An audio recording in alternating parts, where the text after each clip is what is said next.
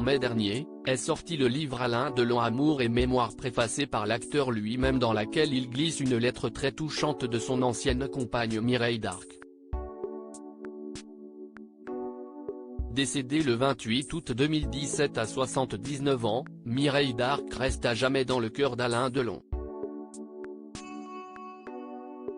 La preuve avec cette lettre manuscrite très touchante que l'héros de Borsalino a fait publier dans l'ouvrage Alain Delon Amour et mémoire, édition de La Martinière, sorti en mai dernier.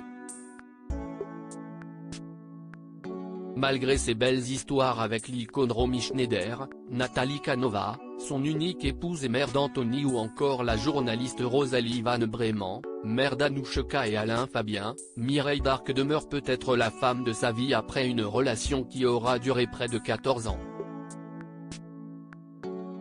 Mireille Darc, Alain Delon, un couple star-CST sur le tournage de Jeff, en 1968, que se noue une relation entre Delon et l'égérie de Lautener et d'Audiard. La grande sauterelle, pour reprendre le titre d'un de ses films devenu un surnom qui la faisait rire, est immédiatement foudroyée par la séduction et le charisme du héros des films de Visconti et de Melville. Doutant d'elle, malgré son physique renversant, son intelligence des êtres et sa grande sensibilité, Mireille ne revient pas qu'une star comme Delon tombe sous son charme. Le problème est qu'Alain vit alors une liaison avec l'actrice Mad Libami. Pendant un temps, Mireille va devoir accepter ce couple à trois. Mais le soutien moral qu'elle apporte à Delon pendant l'affaire Markovitch achève de souder leur relation. Et Mireille finit par emménager avec Alain. Leur couple devient un modèle, malgré les coups de canif au contrat de Delon. La dévotion de la blonde interprète des seins de glace pour son homme y est pour beaucoup. Ainsi écrit-elle à son sujet. Jamie comme il est, j'aime tout ce qu'il pense, je le porte jour et nuit dans mon cœur, et si est-il avec ses yeux que je décide et choisis pour nous. Ainsi, elle qui ne peut avoir d'enfant, s'occupe-t-elle avec amour d'Anthony, sans jamais se substituer à sa mère Nathalie, lorsque l'enfant puis l'adolescent réside chez son père. Aussi aménage-t-elle de A à Z la résidence de Douchy, dans le Loiret, qui devient le refuge bien-aimé de Delon. Il était resté son amour mais les plus belles histoires ont une fin.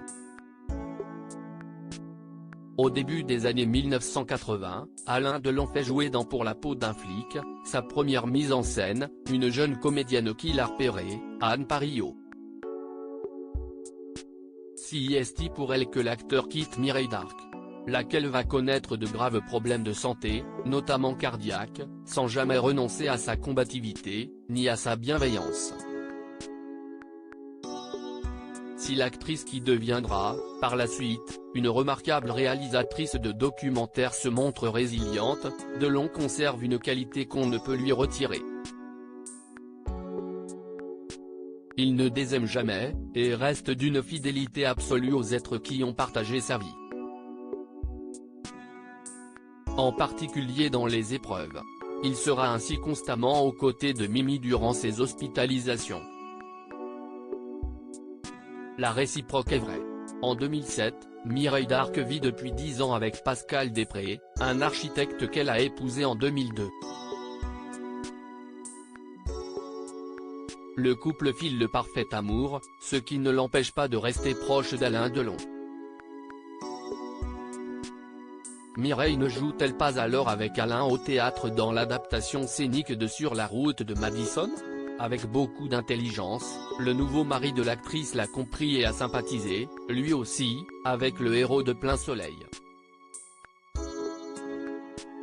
Ce lien indissoluble s'exprime dans la lettre que son ex-compagne adresse à Delon, le 8 novembre 2007, pour son anniversaire, alors que l'acteur paraît avoir du vague à l'âme. L'un joli, écrit Mireille Darc. Je voulais t'embrasser très fort et je pense à ce bébé qui est né il y a 72 ans et qui portait déjà au fond de lui cette force qui est tienne et cette fragilité que tu as développée avec la vie. Reste sur ta force, elle est unique et sache que la roue tourne et que tout peut changer si tu le veux. Je t'embrasse mon amour. Tendresse. Mimi. Cet amour durera jusqu'à la disparition de Mireille. Il lui survit depuis.